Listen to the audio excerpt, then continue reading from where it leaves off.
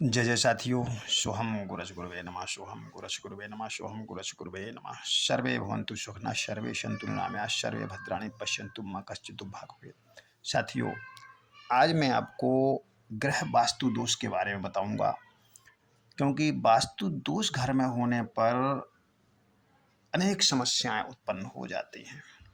जितनी भी समस्याएं हैं, लगभग मैं मानता हूं कि सारी समस्याएं वास्तु दोष के कारण ही उत्पन्न होती हैं, और बाकी समस्याएं तो होती ही हैं।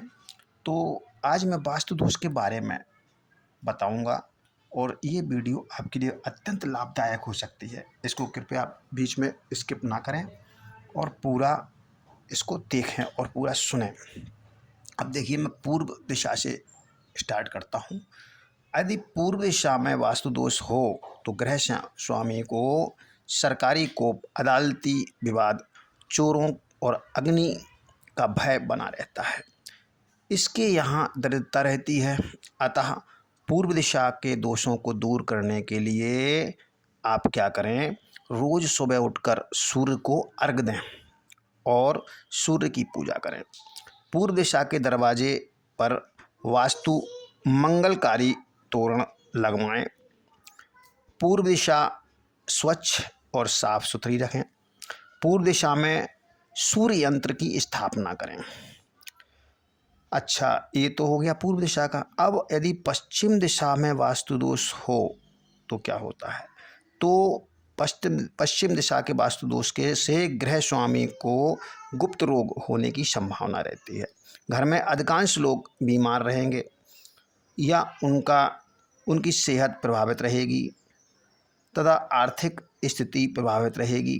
ऐसे में आप क्या उपाय करें कि पश्चिम दिशा जनित दोषों से सुरक्षित रहने के लिए घर में वास्तु दोष निवारक यंत्र आप स्थापित करें।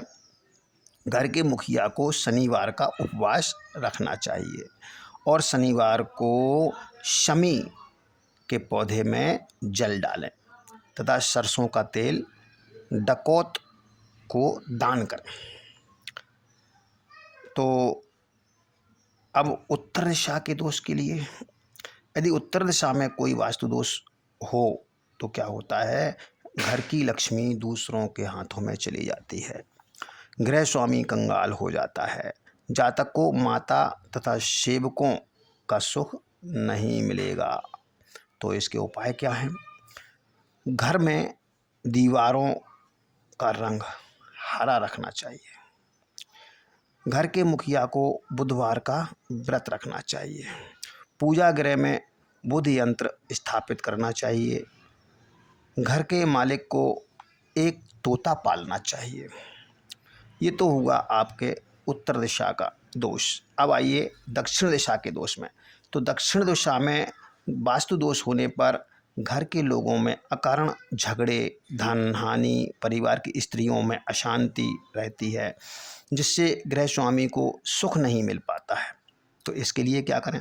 इसके लिए आपको क्या करना पड़ेगा, घर के द्वार पर वास्तु मंगलकारी तोरण लगाना चाहिए।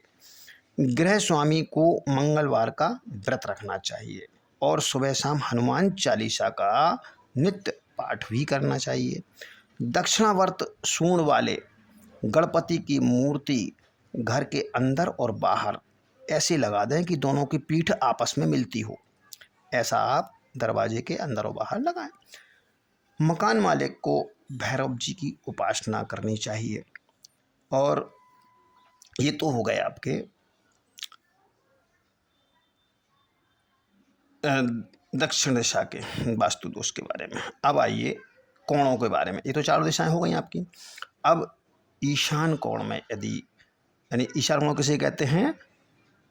उत्तर पूर्व की दिशा को, बीच की जो दिशा होती है उसे हम ईशान कोण कहते हैं। यदि ईशान कोण में कोई दोष है तो घर की स्त्रियां बीमार रहने लगती हैं, विकलांग संतान पैदा होती हैं, आयु क्षीण होती है और संतान दुष्चरित्र हो जाती है, मुकदमे, रोग ये संभव हो जाते हैं, होने लगते हैं, बरकत बिल्कुल नहीं रहती है।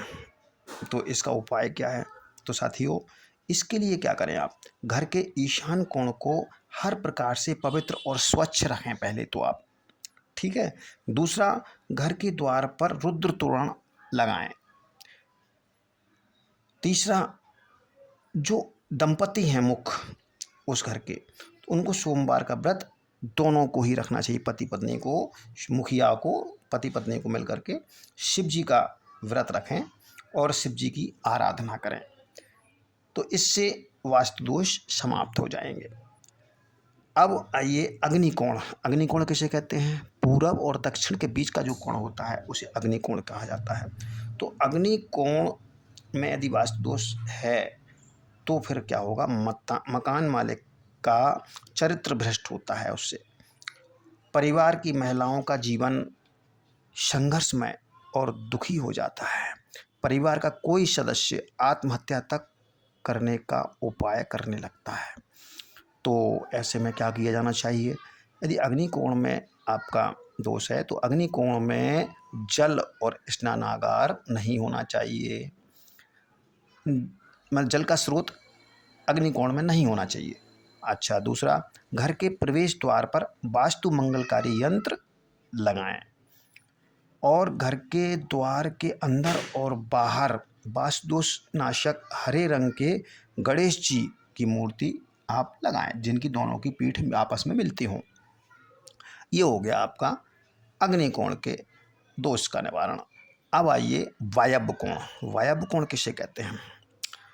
उत्तर और पश्चिम दिशा का जो कोण होता है उसे वायव्य कोण कहा जाता है। तो वायव्य कोण के वास्तु दोष होने पर भाग्य का पूरा लाभ नहीं मिल पाता। बच्चों की शिक्षा विद्या में रुकावटें आती हैं, मन अस्थिर होता है, सुख शांति का अभाव एवं मेहमानों का लगातार बने रहना, ये होते हैं। घर के अंदर क्या करें आप? इसका उपाय क्या है?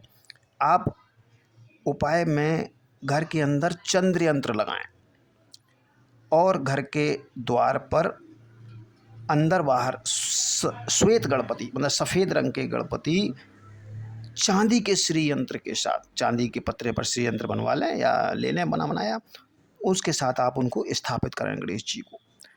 घर की दीवारों पर क्रीम कलर करवाएं, ये इससे वायव्य कोण के वास्तु दोष कम हो जाएंगे।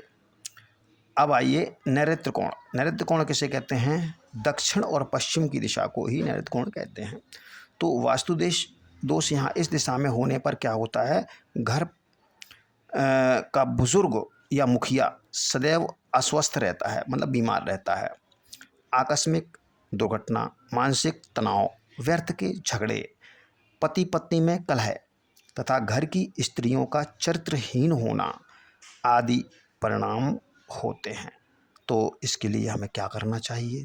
इसके लिए हमें घर के द्वार पर अंदर और बाहर भूरे या मिश्रित रंग वाले गणेश जी की स्थापना करना चाहिए।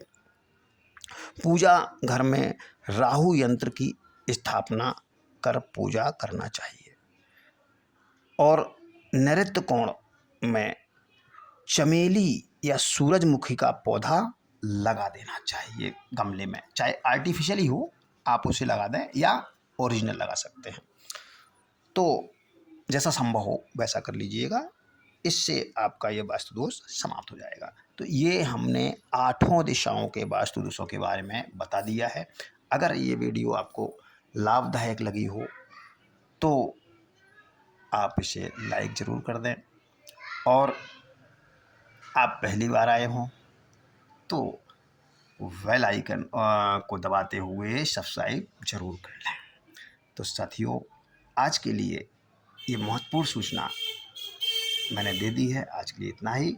मिलते हैं किसी ऐसे ही ज्ञानवर्धक आपके लाभदायक वीडियो के साथ। जब तक के लिए हरिओम नमः शिवाय, हरिओम नमः शिवाय, हरिओम।